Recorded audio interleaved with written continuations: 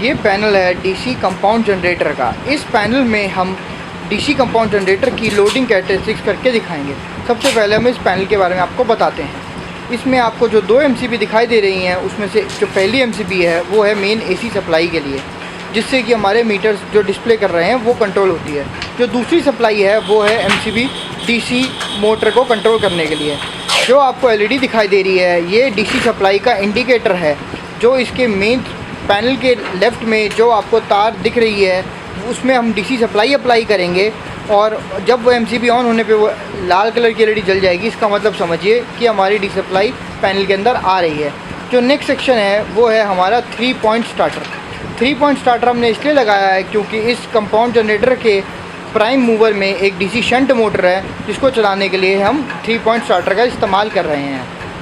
उसका जो next panel है वो है डीसी मेजरमेंट पैनल। इस मेजरमेंट पैनल के अंदर अगर आप ध्यान से देखेंगे तो आपको 2 वोल्ट मीटर, 1 वोल्ट मीटर और 1 करंट मीटर दिखाई देगा। ये वोल्ट मीटर और 1 करंट मीटर हमारे आउटपुट डीसी जनरेटर से जो वोल्टेज बन रही है वो उस कैसे वर्क करती है उसको दिखाने के लिए। जो नेक्स्ट पैनल है उस पैनल सेक्शन के अंदर हमारा है आरपीएम मीटर। हमने आरपीएम मीटर एक टेको जनरेटर से आरपीएम मीटर का आउटपुट लिया हुआ है और वो जा रहा है इस पैनल के अंदर। इसमें 3 टर्मिनल्स दिख रहे होंगे आपको, एक ग्रीन कलर का जो कि है वोल्टेज सप्लाई 5 वोल्ट्स, एक न्यूट्रल और एक मेन सिग्नल जो कि मोटर से आ रहा है।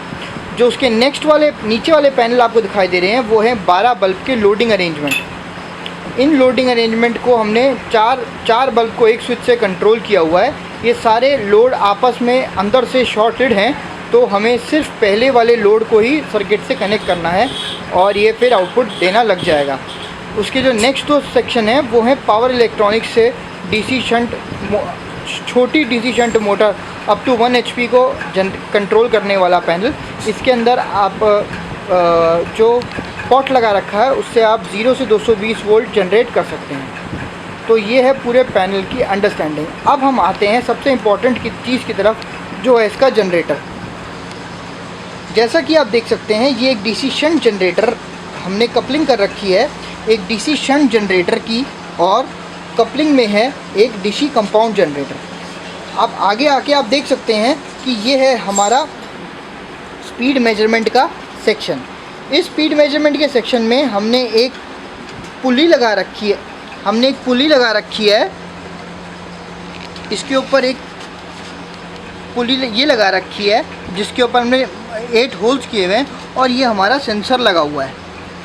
इस सेंसर के साथ वो मोटर की स्पीड मेजर होती है। अब अगर हम हमारे डीसी शंट मोटर की तरफ आते हैं तो जैसा कि आप देख सकते हैं कि डीसी शंट मोटर में हमने टर्मिनल्स को मार्क किया हुआ है, 2 आर्मेचर और 2 फील्ड। 2 आर्मेचर को आपस में आर्मेचर और फील्ड की एक लेग को शॉर्ट किया हुआ है, और एक आर्मेचर और एक फील्ड की लेग जा रही है 3 पॉइंट स्टार्टर में इस तार के थ्रू। तो अब हम आपको इस कपलिंग के बारे में बताते हैं। इस कपलिंग को बोलते हैं टायर कपलिंग। ये काफ़ी स्टेबल कपलिंग होती है और ये पूरी रबड़ की होती है। इसमें जो भी जनरेटर के एरर होते हैं, ड्यूटी मिसअलाइनमेंट वो नहीं आते हैं। उसके बाद अब हम आते हैं सबसे इम्पॉर्टेंट चीज़ की तरफ, जो है एक डीसी कंपाउंड जनरेटर। इस कंपाउंड जनरेटर में जैसा कि आप देख सकते हैं कि 6 टर्मिनल्स हैं, आर्मेचर ए 2 कंपाउंड के टर्मिनल्स हैं और 2 फील्ड के टर्मिनल्स हैं। हमने कंपाउंड को फील्ड के सीरीज़ में लिया हुआ है, और जो हमारा और आर्मेचर और एक फील्ड की एक लेग को शॉर्ट किया हुआ है। जो जनरेटर वोल्टेज हमारी जनरेट हो रही है वो 2 आर्मेचर और फील्ड की वायर जा रही है हमारी सीधी होके आ रही है हमारे वोल्ट मीटर के अंदर। वोल्ट मीटर से वो पैरेलल में लग गई है, और एक टांग सीरीज़ में करंट मीटर के साथ जा रहा है लोड के ऊपर। तो ये है पूरी प्लानिंग, ये है पूरे पैनल की वायरिंग और समझ की जनरेटर कैसे काम कर रहा है। नेक्स्ट वीडियो में हम एक्सप्लेन करेंगे, इसका चलाएंगे और लोडिंग कैरेक्टरिस्टिक्स कैलकुलेट करेंगे।